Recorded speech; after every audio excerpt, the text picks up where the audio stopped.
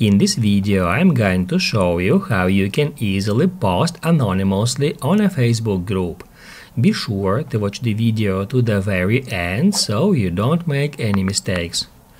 Let's get started, guys. I'm gonna show you all the process from the beginning, and first off we need to open up Facebook app, then tap at menu, select groups, and after that enter a group in which you would like to make an anonymous post.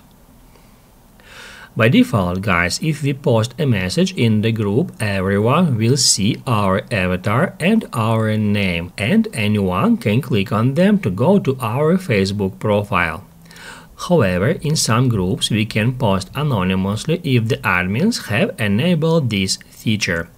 So guys, if you see that button which says anonymous post, you can tap on it, and here explains what anonymous posts actually are. Anonymous posts published in the group do not include your name or profile photo. However, admins, moderators, and Facebook system can see your name and profile photo. Keep in mind that details you include in an anonymous post could reveal your identity. To continue, tap at Got It, or just tap right here where it says Write Something, and then you will be able to create a post. You can enter here any text, you can attach here any photos.